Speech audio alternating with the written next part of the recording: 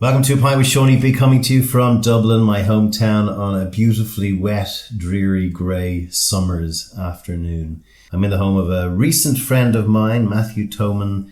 There's very few people who can go from boom to bust by the time they're 30. He's done that. He's come out the other end with a whole system and program and a desire to share his experience and help other people, which is amazing, and we're going to hear a little bit about that. He's mainly known as one of Ireland's renowned up-and-coming producers, runs a production company called Bankhouse Productions. He seems to be making movies every time I see him, different ones. I don't know how he does that because I've only made one in my whole career. How are you, sir? Hi, Sean. Thanks for... We finally got this off the ground. We've been trying to do this for about 3 months. I know, thanks for inviting me on, yeah. Not at all. Thank you. The best way, I think, of putting what you've done in context is to actually go chronologically through how you got to the point where you left school at 16, were making loads of money, and then hit the wall when you were 30. And then that, I think, frames what has come afterwards and why you've done it. Does that seem a good way to do it? Yeah, I think it probably is the best way. No, I grew up in Lurgan in County Armagh, and I left school at 16. I didn't particularly enjoy school. I've actually got dyslexia, so I kind of struggled, and I tried to... When did you find out you had dyslexia? Well, I always knew there was something wrong when it came to reading, and whenever I was reading out loud, it sounded like I was having a stroke. My mum and dad, they were amazing, and they sort of gave me the freedom to not do whatever I wanted, but to a certain degree I have no brothers and sisters, so okay. They're very much... It's an amazing thing about this show, the amount of only children that I seem to be. Yeah, it's just astonishing. Yeah. And it's got to be something to do with the fact that you're around adult conversations from an early age. When I was young, if I wanted to talk to somebody, play with someone, make friends while I was on holidays with my parents, I had to physically walk up to somebody and say, hi, will you play with me? That confidence that you would have had whenever you were younger is still not into yourself now, whenever you're in your late 20s, 30s, 40s. I didn't get the full only child experience. My dad has a twin brother, and he married my Auntie Louise, who was my mum's sister. Wow. So 2 sisters married 2 twins, and my Auntie Louise and Pete had 2 children called Rachel and Jonathan. Okay. So whenever my mum and dad went back to work and my Auntie Louise didn't work, so me, Jonathan and Rachel got minded together. So we had all the same aunties and uncles and grannies and grandas on both sides. But we never had the fights because I went home at 4 or 5 o'clock and that was it. But so we're all really close. Were you a creative kid? My family are so musical. Like my dad and Pete have been in a band since they were young, and my cousin Jonathan and Rachel are just so talented when it comes to music, like so talented. My dad makes banjos and everything at the minute. Like I sell my dad's banjos. I was much more business orientated. Yeah. Like whenever I was 13, I used to get people to drive their cars into my mum and dad's driveway, and I washed the cars for like £1 or £2 or I can't even remember how much it was. Yeah. I came down and said to my dad, we're taking the lawnmower, because I'm going to cut someone's grass for like 10 quid, and I recruited my friends to go and do it as well. Yeah. I can remember sitting in my granny's house whenever I was like 15, and I saw like in the paper a house for sale for like 47,000, and I was saying to my dad, you should buy this, because that phase was just like 38,000 and this one has gone up, and now there's another one that, these are going to go up. And I just sort of got all that. I was always really good at maths. Whenever it came to businesses, I was creative, me and my best friend Raymond, we got our in the north you get your national insurance numbers just before your 16th birthday, so you get them so we were leaving school at the time, and we both got them around the same week, and I said, come on, let's go get jobs. So we went into the temping agency and gave our date of birth a year before, and literally started in Moy Park Chicken Factory that night at 5 o'clock. His mum worked in Moy Park, right? So she sent him out to school that morning. She done the evening shift from 4 to 12. We ended up arriving at 5, and we ended up... She had no idea you were even She had no idea. She looked and said, what the hell are you doing here? And she loved it and laughed. She was crazy. And we came home, and our skin smelled like chicken. No, I don't eat chicken now anyway, but I ate chicken after that. That was okay. It's whenever I worked in a coleslaw factory for a while, I didn't eat coleslaw. Yeah. I ended up leaving the chicken factory and going to the coleslaw factory. That was my first massive shock of my life, because I was thinking, I can't remember what my hourly rate was, but say it was like 4 quid or something at the time. That was the first time that I experienced tax. So I was thinking, where the hell did my money go? I realised that I was working a lot of hours in a chicken factory, not getting a lot of money. Yeah. So I was thinking, right, what do I need to do next? So what I've been able to do quite well throughout my years is like, right, what do I not like? Let's leave it and try something else. I could move on quite quickly. I ended up getting a car, and then I done Chinese delivery.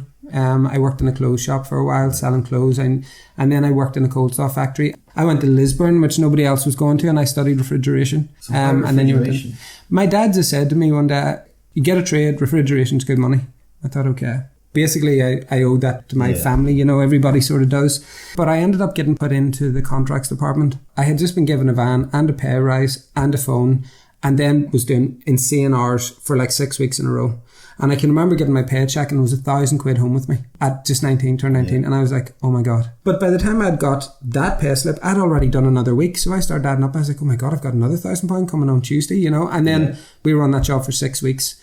I then had 6,500 or something pretty much saved up because I didn't have time to spend it. So I said to my dad, I think I might buy a house. And he said, okay, well, let's go look for one. So I went up the town and the guy said, and I would think it was the time, it was just before the boom, so it was 60,000 or 65. And he said, well, you can put down 5,000 deposit. I was like, right, okay. So I had the apartment then within 6 weeks, you know, and that was it. My dad then started kitting it out, putting out floors, you know, doing all that. And that was the first property. And that was like, right, okay, now I can do this. So refrigeration was giving me finances to now branch into different things. So that's why I ended up staying in that job for so long. And to be honest with you, I lived in Australia and I travelled around New Zealand, and it was a great trade to have and was really well paid. Did you go out partying? Did you play? Massively. That 6 week period that I ended up working around the clock had been the only time that I wasn't really. And I got a chance to sort of shift away from a group of friends that I got caught up in. Reconnected with my old best friend Remo, and he bought a house just about 6 months after me. I bought a couple of houses through that period, but I was buying one, and I said to my dad, there was a financial advisor and he gave advice. People, it was 250 quid. So I rang my dad and I said, yeah, I've got an appointment with this financial advisor. And he said, all right, okay, how much is that? And I said, 250 quid. And he said, Matthew, you haven't listened to anybody since you were 4. Why are you now going to pay someone to advise you? He said, just go with your instincts, go with your gut, whatever's going, you're doing whatever's right at the minute, so just go with it. But whenever my dad then said, look, I don't think this is good, then I really took him serious and I was like, right, okay. Where my mum, she was always just a bit more nervous about like thinking, oh God, what if it doesn't work out? Or what, you know, because she was worried about me. And all my mum's fears essentially came to reality. Like houses were rocketing through the roof. It was so It was weird. the property boom here. And money was freely available as well. Like the amount of money that I was given was scandalous. You know, I could have bought a house on credit cards if I wanted. Now, I didn't spend much money on credit cards, but I was getting my credit limit put up to 30,000. Like that, whenever you think back, that is insane for like a 22, 23-year-old. Convertible car and, you know, my van from work. And I went on holidays, I went travelling, I enjoyed everything as well. I was setting out to be, I want to be a millionaire before I'm 30. You know, and I think that was kind of an ego thing. No, I said it like to whoever I was with because it was caught up in that whole crappy boom, you know. And Did you like yourself back then, looking back? Did I like myself? No, I wasn't. I wasn't a bit of a dick, but I was ambitious. I liked the fact that I took a risk and I was ambitious. You were still a decent person. Oh yeah, like I never shafted anyone. Like even whenever it finally came to it, and I was like, look, you have to move out of the house. You know, they're going back to the banks. That process takes about 6 months to a year. I just said, stop, don't pay me anymore. You know, live in the house for a year rent free and just do whatever you want. I don't care. My best mate Remo was going through the same thing. So we were very much on and we got like different jobs.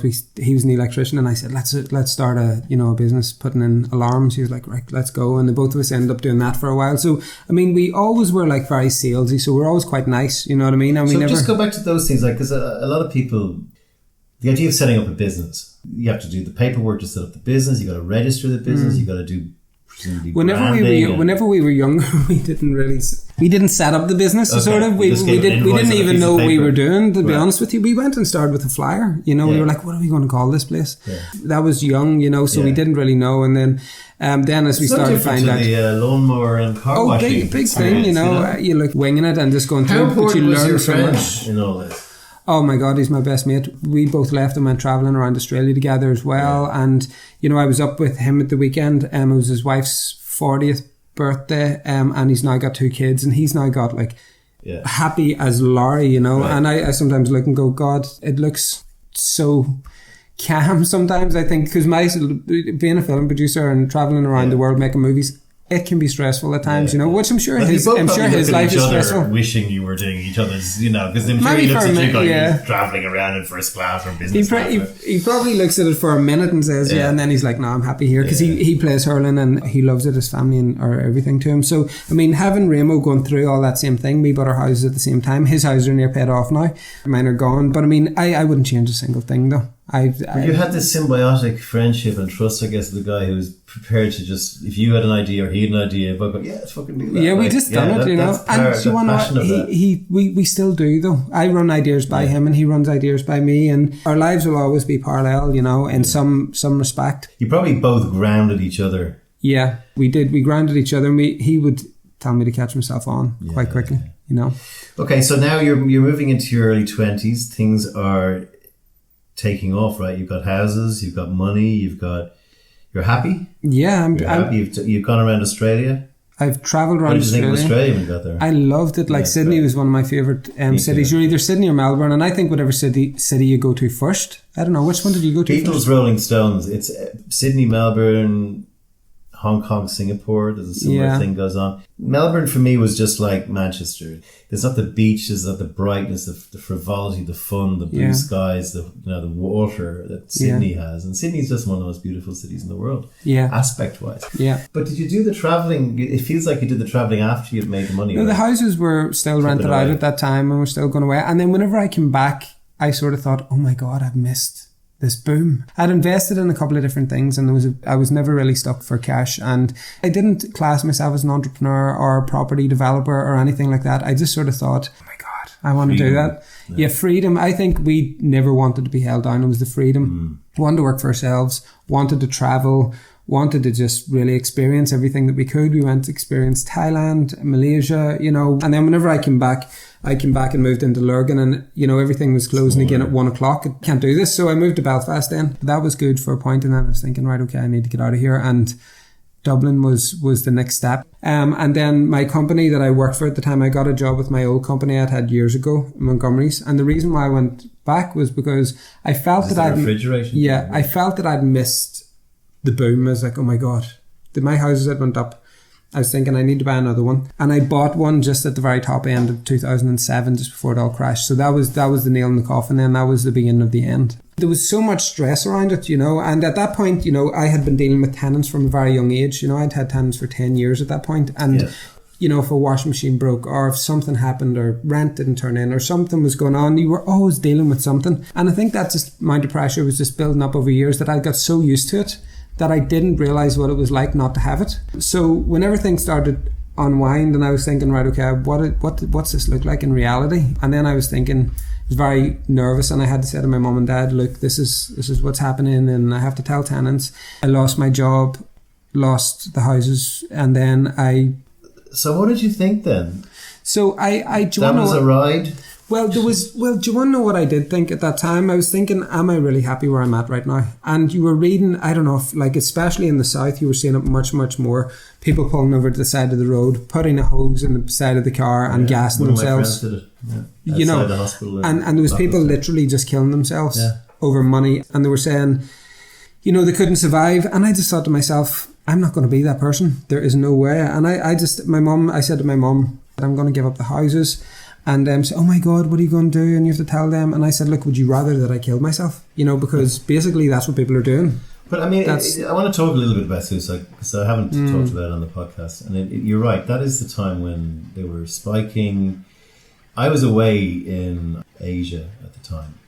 I'd be coming home and there'd be somebody, you know, my sisters would know two people would do it. And it was happening a lot. Oh my God, it's happening so much. You know, oh, I'm bankrupt, or oh, the banks are closing in, or oh, I'm better off dead. It was like, it's a wonderful life. I'm better off alive than dead, and my wife can get the insurance money or whatever. I know, there's so much. And I worked out this thing when I was in Phuket in Thailand. I have a friend who lives there, and she has a 2-bedroom with a garage, 2-story house that's 200 meters from the beach, and she paid $300 US a month to rent it.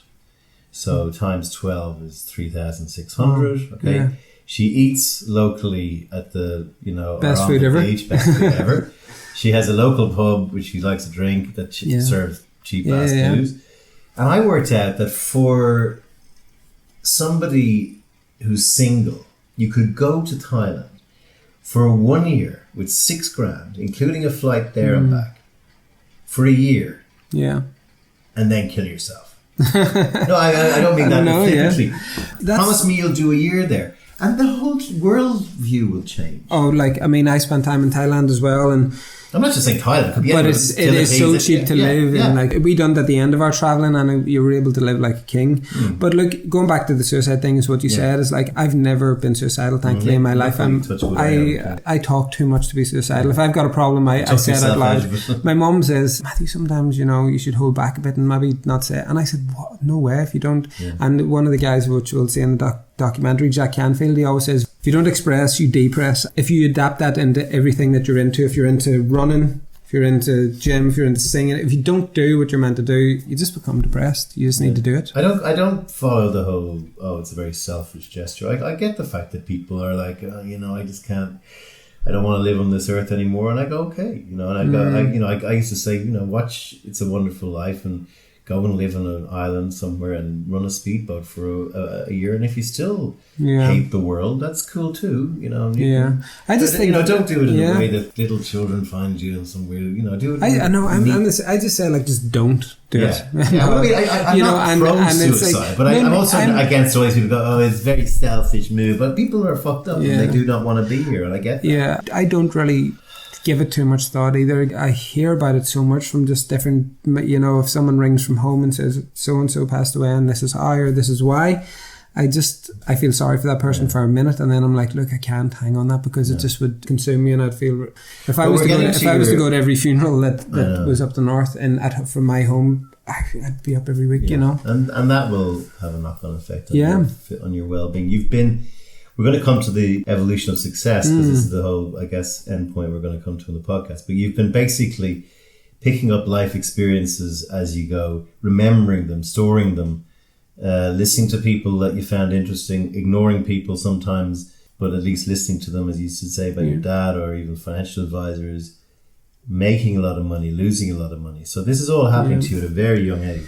And I didn't really know it was happening. So but whenever everything crashed and it was like, right, that's it. Whenever I went and met the finance guy and he said, now that you're doing this, you don't pay anybody anymore. You can't pay anybody in like my whole life, essentially. I take over from here. I deal with all your creditors directly, blah, blah, blah. I have never felt weight lifted off me, ever.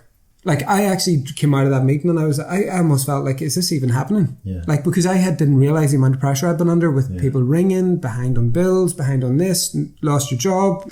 And he said, the houses, you don't have to pay any mortgage on them anymore. I'll look after it from here. I rebuilt my life from there, and I rebuilt it. That's when it started. It wasn't a life though that was crap. I tell you what, well, it wasn't crap, and I was very grateful looking back for all the experiences I got, but it wasn't the life that I wanted. I didn't want to have houses, I don't think. I think I bought them at a time whenever it's like getting a tattoo when you're 19. There's a good chance you want to get that removed at some point.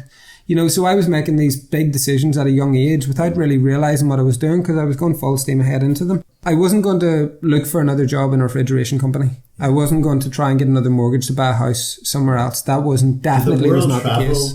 Yeah, travel, like experience in Thailand whenever people can live for so cheap and they're so happy. I was leaving my ego in Belfast, what other people thought about me. I can even remember my uncle Pete, he came down once and he said, there's a car out there, do you think you should buy it? It was a yellow Cinquecento. And I laughed and I said, are you crazy? There's no way I'm buying that. And then the more I thought about it, I thought, you want to know what? I can't actually afford anything else. Fuck it, I'm going to buy it. So my two pugs had just had pugs and we'd sold them for, $1,000 each. Yeah. Everybody in the family works. My mum and dad took the money because they looked after them and I said, look, all I want is just that car. So I bought that yellow Cinquecento and I drove it down to Dublin. Did you feel you let your parents down? I didn't.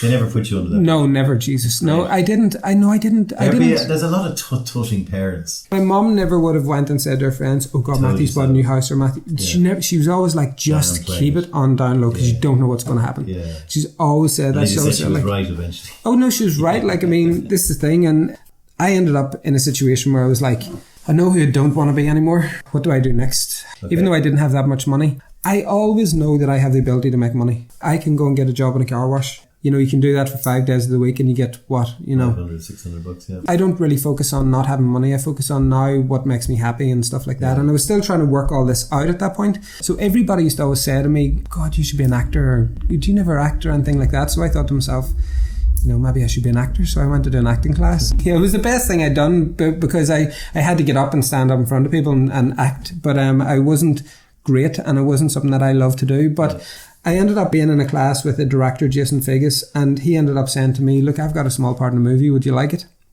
Within about 2 months of joining my acting class, I was on set for the first time. What was the movie? It was called The Ecstasy of Isabel Mann. It was like a horror, low budget. I was covered in makeup or whatever.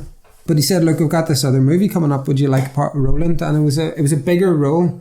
And I thought, yeah, let's do this. So I ended up in that movie. In the middle of it, something happened between the producer and himself, and there was nobody there to finish the movie. So he said, look, we don't have a producer at the minute. And I said, well, what does the producer do? I didn't even know. But I didn't do everything that a producer does. I just done what instinctively I had to do. I was like, right, well, we need to get a location, so let's get a location. So I just rang and got a location down in Galway. We need to get everybody there, right, we'll hire cars, let's go. Okay, we need lunch, let's just go to the shop and buy lunch. So really, like, what do I do next?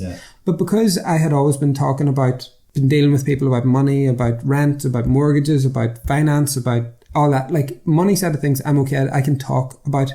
People in the creative world can't. Not all of them can anyway. Some of them can. So I was actually doing these acting classes, and by the time we'd done the second movie, I was calling myself an actor on the dole, loving life. And I was sort of thinking, I'm going to give this a bash as in the acting world.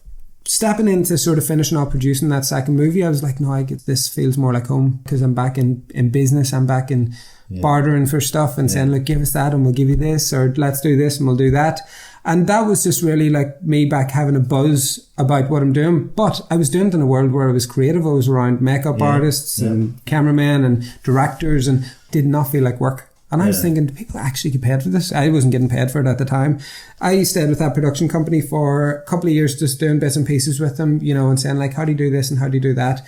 And I was on the dole, and because I was from the north, the dole office kept sending people out to me saying like, do you live here? And I was thinking, yes, I live here. We need to see your bedroom. I was like, look, I don't want to be on here, because I wanted to open my own business.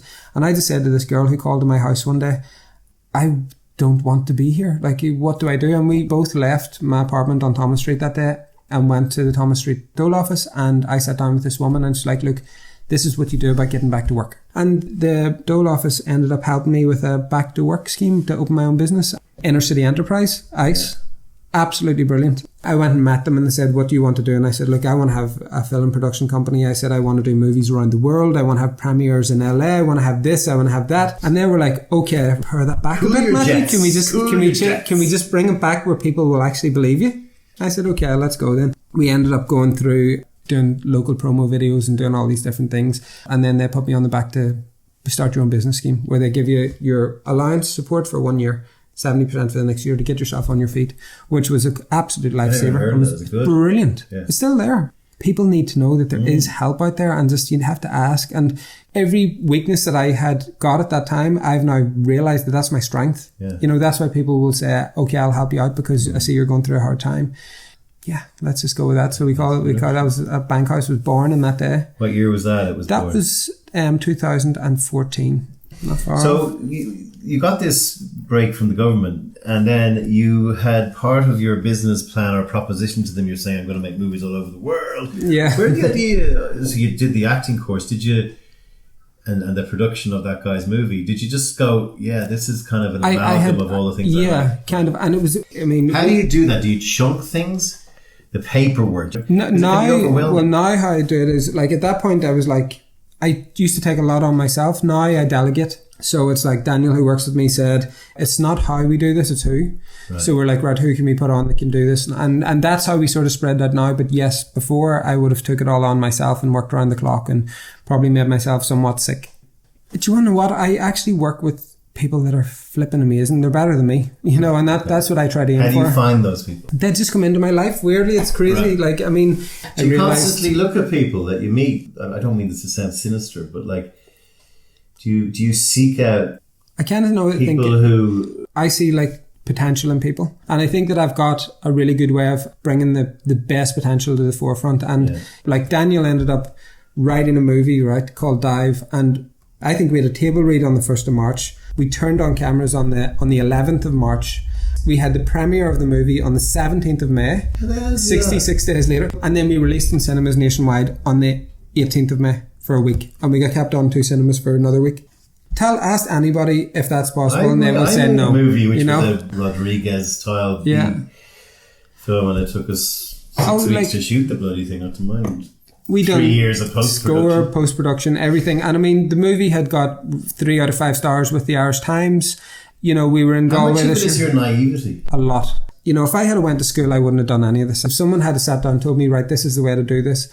That's why I sort of think, listen to everything in school, take all the information you can, but then throw it out the window and go with your gut instinct. If someone says you can't do this that way, then I take great joy in sort of proving them that they can. Do you think you have to know what you're zagging away from loosely? In other words, know a little bit about it. And then well, I know, like, I mean, I know what I need to do with, like, some of his call sheets, and I know who to put on the team, essentially. And that is something that you learn and you make mistakes all the way through. Does the industry frown upon it? No, look at you with amusement at some of the sometimes the way you do this. I don't know. I mean, a cinema going, a cinema owner knows enough about movies. You did not just sit and read this on a table on the 11th of March. And, We get into some cinemas, I'm not going to say which ones, on the 1 minute teaser, and that's how much they believed in what we were doing. Yeah. When I was around, growing up in the 80s, Ireland was very much looking for and prostituting itself in a good way to overseas filmmaking. And one of the reasons why Game of Thrones and Private Ryan and so many of these movies and TV series that are made here is that we have a huge talent base based on that investment, based on tax breaks. Ireland has serious talent. Like, everybody I work with is extremely talented, and I've had like a ball all the way through it. Whenever I sat down and said, I said to Shane, in Inner City Enterprise, I want to do movies all around the world. In 2014, at my business had been open a year, and Ger Walsh came to me and he sent me his movie a day like today, and I thought, God, that movie's brilliant, Ger. I said, God, he's done it for 600 quid and by himself with the 600D and 2 really, really strong actors. And I thought, God, if he had a bit of budget, he's a seriously talented guy. And I said, God, he's brilliant. So he ended up sending me this script. It was 44 pages at the time. I didn't even know at that point that, it had to be 90. I didn't even realise.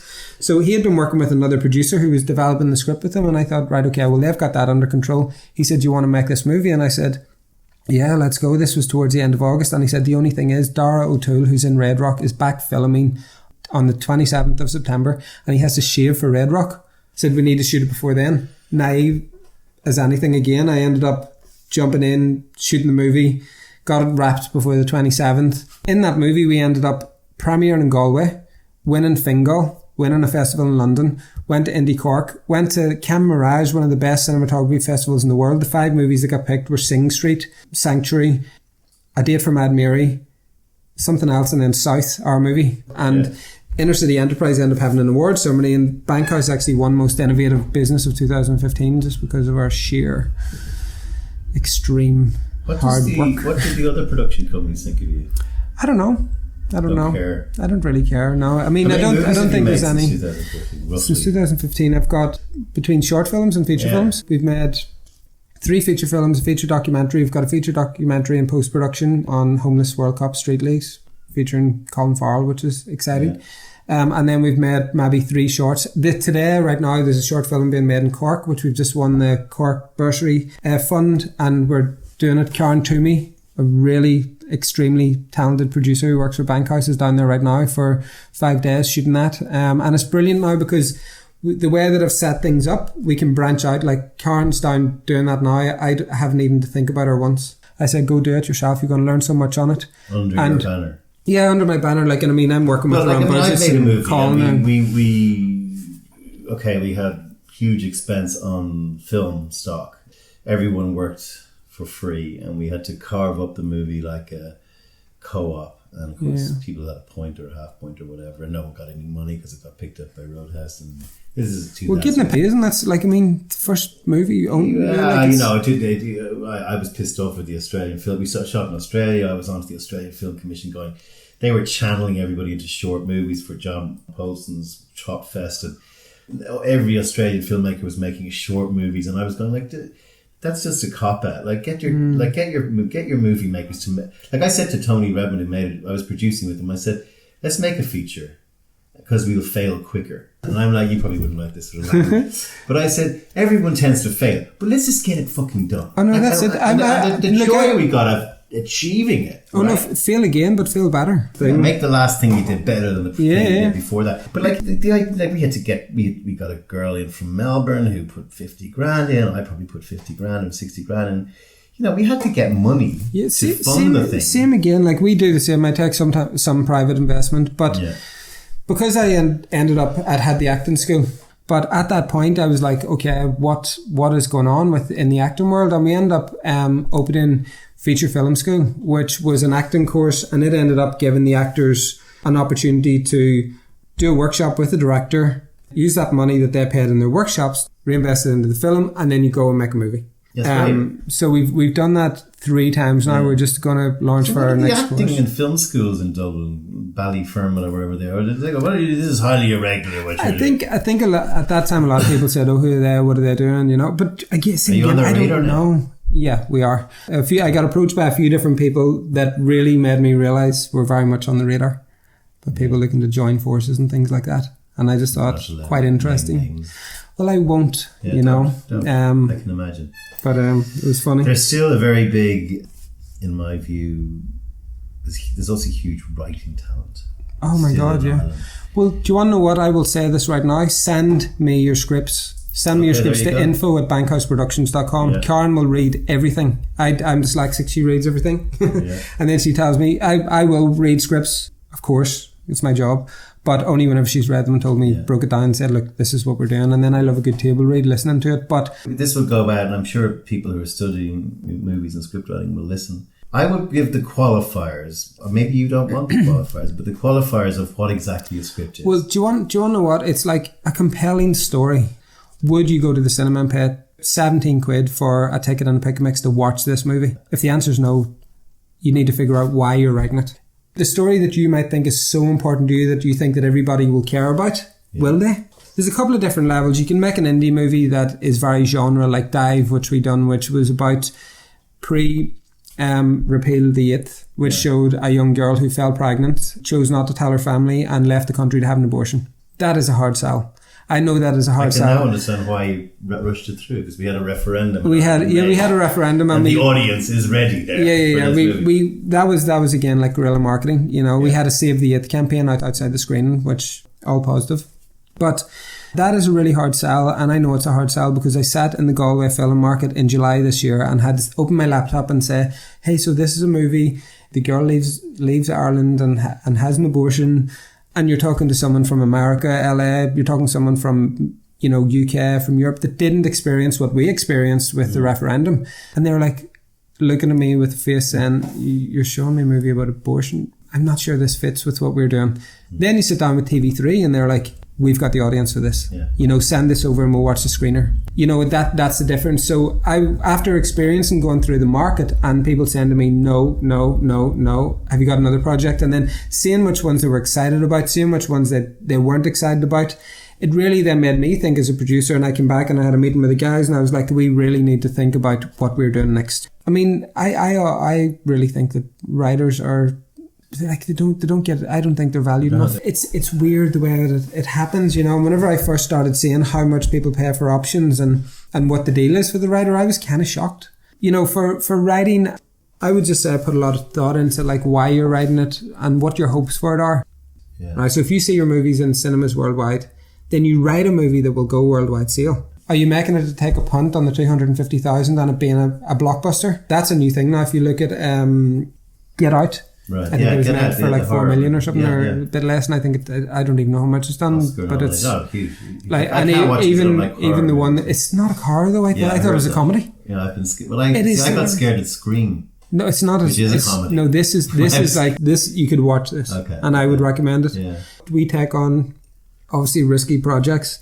And, I'm diverse in that I do the projects that I really am passionate about. I wanted to be a part of this referendum. I wanted to be a stamp in it somehow, and I didn't know how. I feel that by making this movie and telling a time in history in Ireland, we've all done it collectively as a team. That's my contribution. And on the result, I left and went up to the north that day because I thought it was a celebration. A somber celebration. I was like, what are we celebrating here? Do you know what I mean? No, it's like there's a podcast a few back about the abortion referendum in Ireland with the Dawn. If you go back and listen to that, anyone listening to this, but yes, you're not celebrating abortion. No one really likes abortion. But what we're celebrating, I think, with the marriage referendum and now this is we're celebrating Ireland getting out of the yoke of the church and state imposing itself on individuals' rights. Yeah. It wasn't dancing in the streets. It was a landslide victory. It was at a very simple level, you vote yes. At a very simple level, it's like we have lots of people having an abortion. We're not providing for them. We're brushing them under the carpet and sending them to Britain of all places. How funny, right? When you get into the weeds of abortion, it becomes very fraught and very difficult. And you're, rape victims, and you have this, and you've got fetal abnormalities, and it gets messy, so to speak. And that's how we voted. We voted, said, we work out a way that allows something that's going to happen anyway, hopefully less of it, all that stuff, but in a country that is at least able to look after its the way that I looked at that was, at least people can have a conversation about it. They were not breaking the law, exactly. So you're not going to get arrested or anything like that. With the marriage referendum and this referendum, look, Ireland is good at where it used to be. Where it used to be like, don't talk about this, don't talk about that. And do you want to know what? It's from the north as well. You're a storyteller. So, yeah, look, we have to tell stories. We're in that mode where we're like, we've come off a few somber projects and we're like, okay, let's have a laugh. And the shift that they're shooting in Cork today is about the kids going away to the Gaeltacht and having the first shift. It's very, very funny. It's brilliant. And I'm not surprised that it won. And, I could see us doing great things with that short. Are you making money? Yeah, we're making money. Yeah. That's great. It's actually very hard to make money. We've got an office in Tamble Bar, 4 people working for me. I've got like yesterday there was 45 people on set, including extras with Karen down in Cork. We work in LA, we're working in London now. What I've done as well is I've created Bankhouse Media. We have bigger clients now, which we look after their TV ads, their radio ads, all their online content. We build their sales funnels. We build out their, I've just been really innovative and looked and said, right, okay, where's the world going right now? Everything's online. People buy online. People buy on Instagram. People buy on that. So I get that. And I'm like, right, okay, well, how do I serve that customer? Because that is something that I'm interested in. It's something that I believe that I can add value in. And I'm like, right, okay, so we do a lot of sales videos and, corporate and sales world pay the ad business and stuff like that. It's the ad business, so the artistic it's like version that. of and we've got the acting school and it's working away and we're very happy with that as well. It does really well for us. And then I have, which I'm about to launch, which is the Evolution of Success, which is a whole big, massive entity in itself. And it's very overwhelming. Let's finish the podcast on the Evolution of Success because we've been hitting... Yeah. This is the light at the end of our tunnel and possibly your tunnel. So explain what the evolution of success is. So whenever I went through the hard times and I was afraid to tell people that I was on unemployment and I was like, oh my God, what am I don't know what to do. I was lost. Did I fall into depression? I don't, maybe a form of it. I don't know. I didn't have anything really dark going on in my life, but I did feel a bit lonely at times because I didn't have the balls to tell people what was going on. And I didn't think the people that I was going to tell was going to be able to help me anyway. So I didn't want to burden anybody with it. But anyway, I read self-help books and I looked at different things and I started asking questions and I ended up in a position where I had my own company making movies. So whenever I was out in LA at the end of 2013, I had met a guy called Steve G. Jones who ended up becoming my mentor. I said to him, Steve, I don't know what to do. I've lost everything at home and I haven't really told anybody. He said, forget about it. What do you want to do with your life? And I said, I want to be a film producer. He said, well, go be a film producer. And I said, what do you mean though? And he just said, just do it. Just do it, right? So he had given me the spark back in that I've had whenever I was fucking 15. Do you know what I mean? He reignited that for me. That was December 2013. I didn't see him till about February 2015, and I told him, I've just done this movie South. I've just done this. I showed him South, and he was like, oh my God. He said, you're like a absolute example of the law of attraction and about all these different things. He goes, how'd you do it? And I said, well, I've done this and done this. And he said, you should make a documentary about this. And I said, well, who would be in my documentary, And he said, well, I would be in it. And I said, okay, because he's got a profile in the personal development world.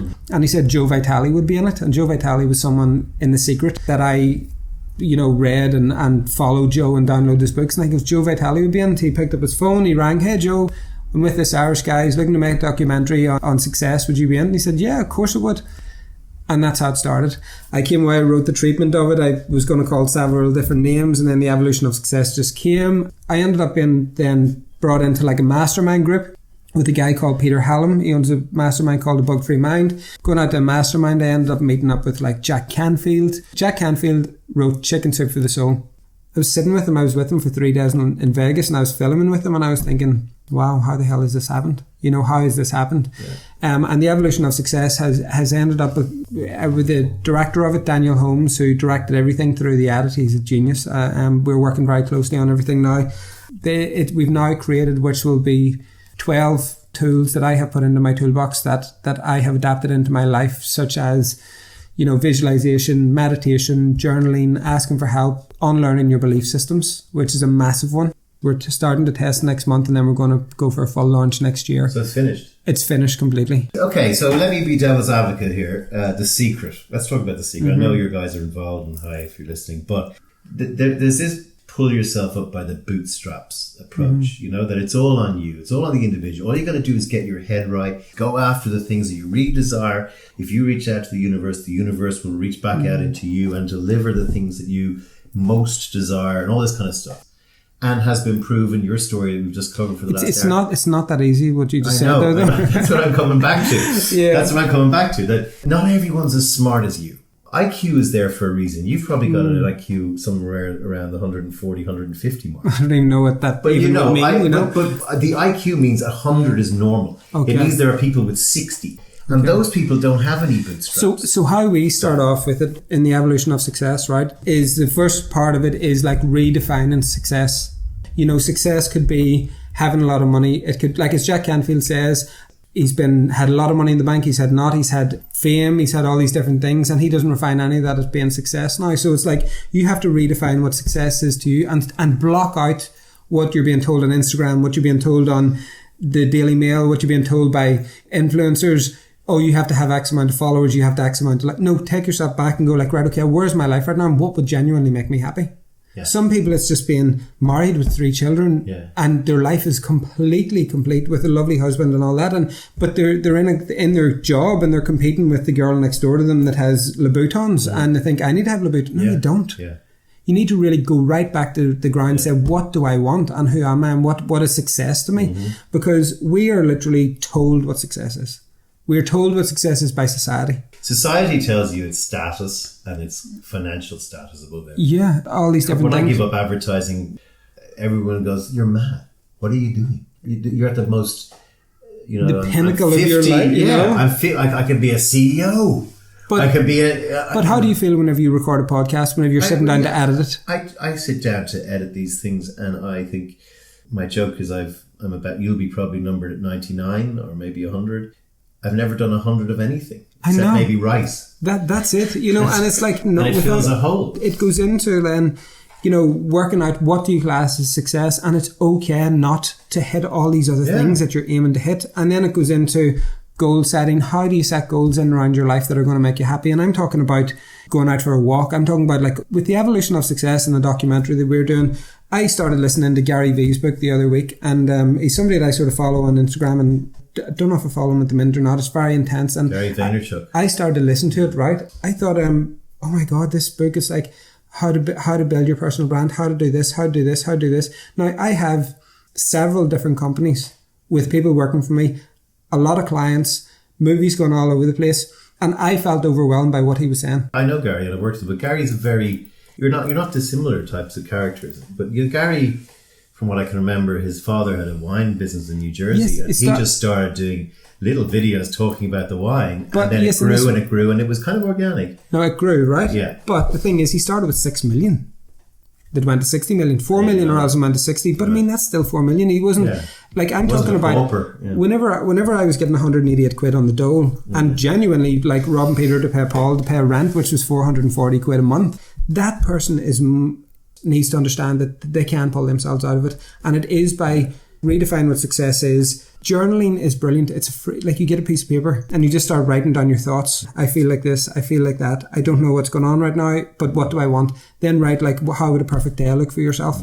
You know, and a perfect day might just be like waking up and just going into a job that you love, or working in a coffee shop, or doing whatever. It's like, with everything that's going on, and all these different things that are getting thrown into our lives, I just feel that everybody's getting sucked back into that thing that I was in my 20s whenever I was buying houses. Was I buying houses for myself? Or was I buying them because of what other people thought about me? Yeah. My cynicism towards self-help is there, but I also understand the importance of good ones. Yeah. I mean, the secret to me of it was just a bit, wish it and it'll come. Sorry, Yeah, no, there's a part in the evolution of success, and it's all about action, And I did say in the documentary that there is a line that really stood to me, like the law of distraction. You get so distracted by the law of attraction quote because you think, oh my God, no, I've thought about this, so this comes into my life. No, it won't. Why do you deserve to get a promotion? Why do you deserve to get that job? You need to take action. If you want to have your own sewing company, you need to go and start by taking a sewing class. That there's a lack of work ethic to achieve. If you think about what we just talked about for the last hour, you, by the time of 21 or 2, had experienced what it was like to work on an assembly line in a chicken factory, how to put together a refrigeration unit, how to buy a house. Yeah. You had gone through all of these life experiences that many people, as I said, maybe your man's mother on the Moy Park chicken thing had been there for 20 years. That's all they do. And maybe they buy a house.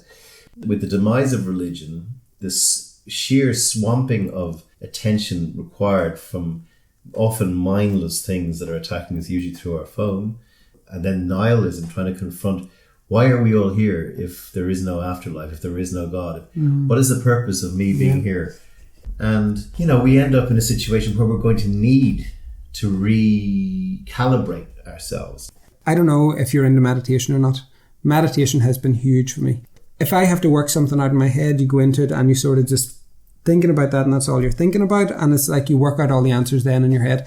So many different things come in and just works out in my head. You got off the booze. What happened there? So I got off the booze. So with my job, I was living in Camden Street in Dublin, which is a pretty lively, whatever, and going on all night. So that paired with travelling back and forth to LA, which was as soon as you get into the airport, you have pint, drinking the whole trip. All the decisions I made was all to do with drink. I sort of thought, okay, what's going on here? Has this got a grip of me? So about 2 years before I stopped, I knew that I was going to stop at some point, but it was just after my 30th birthday sort of, and I thought, okay, I want to give up drink. And then I just had a couple of different things happen. My stomach kept bloating out. Turned out I had diverticulitis, hiatus hernia. I got a bit of a fright. I stopped overnight. That was it. I just literally said I have to do this. And then I ended up giving up meat because my stomach was just in a place where I didn't know what was going on with it. So I gave up everything that would have given it a hard time. And now my stomach is flipping great. Like I feel healthier, fitter, mentally, physically. I probably think I'm in better shape now than I've ever been in my entire life. My head's in such a good place that I can make movies in 66 days and get them released into cinemas. Well, I was going to say, I give up booze twice a year for a month. And I have done since I was 19. We're both Irish. We both have a gene in us that can go askew or can send us askew, and it's a very dangerous thing. Yeah. And a lot of people do this. A lot of people do it from different reasons. They give up for fear, or because they feel they're an alcoholic or becoming one. And I love drink. One of the reasons I do give up twice a year is so I don't never have to give up all the time, because I do like socializing. But I did give up beer, for example, and I'm probably fitter than I've been. Yeah. Because I've stopped drinking 20 pints of beer a week. Well, that's it. It's going to help. I mean, I drink vodka now, but the idea that it actually does stop you from being your most productive, I will 100% agree with. I can't bound out of bed when I've been out on the night at 8 a.m. I will procrastinate more. Oh, there was decisions being made in business that whenever I look back now, was just crazy. That I was making them emotionally because I was always hungover or whatever. Touching on the alcoholic thing, was I an alcoholic? I don't think so, because I stopped so easily. But I think we need to redefine what an alcoholic is. It's not just someone who has to go to meetings. It's not someone who just has to seek support all the time. But I mean, look how many people binge drink at the weekends now. Look how many people try to stop. Like, I have so many friends in my life that try to stop drinking. They say, oh my God, I wish I could just stop like you. And I can't even come on it for a month with me. Yeah. I mean, to me, an alcoholic is somebody who as soon as they get up in the morning, within an hour or two, they have to have a drink. Or the person who, when they're in their job, runs out at lunchtime and has a drink, on their own. There's no socialness. There's a need. There's a handshake that stops wobbling when I start drinking, and I get another day back on the horse. I think you kind of know when you're an alcoholic. I think there needs to be if you give up drinking and you're not sure whether you were an alcoholic or not, then you probably weren't an alcoholic. You just chose to give up drinking. And it's like saying, are you a mad vegan, but I gave up red meat? Well, you gave up that's probably going to be the most embarrassing thing about this. No, about humanity in 100 years' time. they'll go, you were on the moon, you nearly cured cancer, and you still were treating animals like fucking awful, right? I know. And you still liked your burgers, didn't you? And you still ate them. And you sat on your podcast saying, oh, maybe I should stop eating red meat. But I mean, that's hugely advanced. I mean, smoking will kill me, but something's got to. But like this idea of how we treat other animals is just outrageous. Oh no, I think it's crazy. You know, I haven't had meat in about a year and a half now, and I don't think I will again. I did at one point try to go back on. Does it make you sick thinking of eating it? What I've realised is, you know, you don't need that much food. Like, I used to eat way too much. Now I just have really good meals and I eat really, really well. But I mean, you just don't need half the food that you eat, you know, and our plates are piled up so high. And yet, no, it doesn't make me sick. But yeah, I'm thinking to myself, I wouldn't be crazy about because of my sort of strategy background.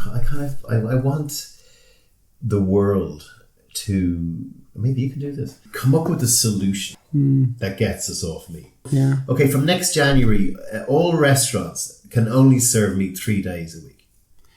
Well, weird stuff like there's that. a guy actually that I listened to his podcast the other day, Dunnick podcast. His name is Norman Crowley, about green energy and like sorting out the whole plastic situation going on.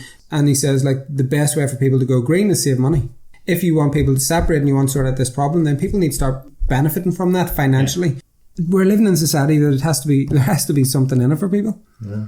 You know, and that's just the nature of the beast. The other side is I've lived in America for 8 years and I just see the complete, 1 in 3 people are close to or below the breadline. They go to big restaurants and they eat meat that's $1.99 or they eat pizza that's $99.